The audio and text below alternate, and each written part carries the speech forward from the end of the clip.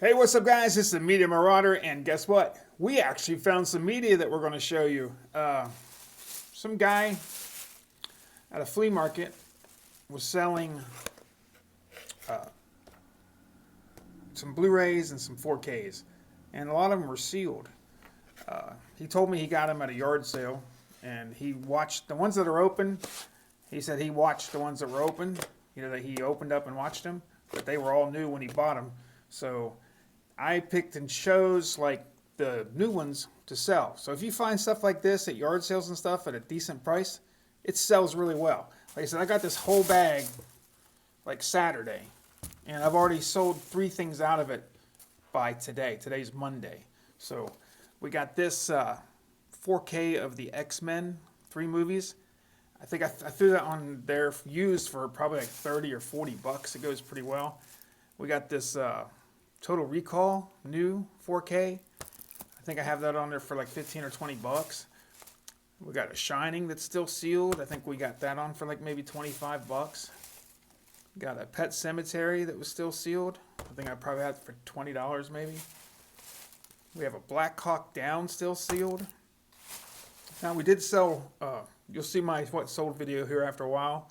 And we sold this Bumblebee. It's sealed. We got 15 shipped for it. And like I said, I paid $2 a piece for these. We got a Shazam that was still sealed. We got a Alita Battle Angel. Got Top Gun 4K still sealed. We got Apocalypse Now. Plus it has the like 3 other movies or something. It includes the Apocalypse Now Final Cut, the Apocalypse Now Redo, the Apocalypse Now Final Cut, the Apocalypse Now Redo, and the original. It's got all kinds of different versions of it. I think this one only goes for about 15 or 20 bucks though. It wasn't real high. But like I said, when you're only paying $2 for them, that's, who cares? I think this X-Men is only about 12 or 15 shipped. We got Mortal Engines. And we sold this one already. This was a Hobbit trilogy, like extended edition. I think we sold this for 35 or 40 bucks, still new. And this was a pretty expensive one. This has been open. I think you must have watched this one. This was a steel book of Jurassic World. I think it has all the Jurassic Parks and all the Jurassic Worlds. I think it has 5 movies in it. I think it has the first 3, then the next 2. And then we already sold this one too. Like I said, this has been great for us. Here's the Mummy trilogy on 4K, and we sold this for $35 used. So like I said, this was a very good buy. And here's a Blade sealed. Like I said, the deals are out there, guys. You just have to find them. Like I said, a lot of movies. The problem a lot of people are getting into right now, it's the same thing. Pretty much anything that you guys start selling, you need to get knowledge about what you're selling. I see so many people on these Facebook groups and stuff. They're bragging that they bought 1,000 movies for $500 or whatever. And the thing is, 99.9% of the movies nowadays don't sell. Everybody's doing voodoo and the digitals and stealing it off the internet or whatever.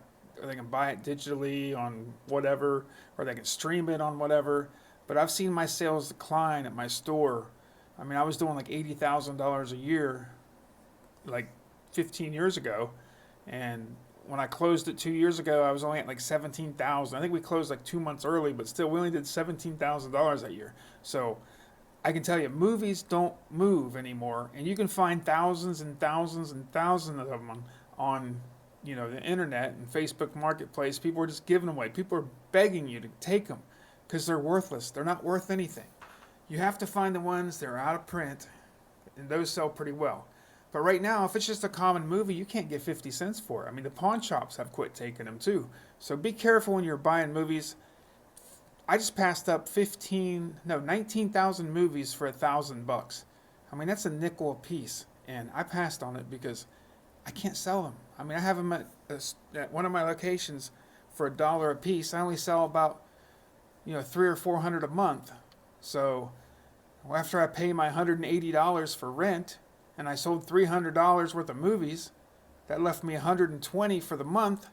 And then you figure I had to pay something for the movies. I probably paid, quarter to 50 cents a piece.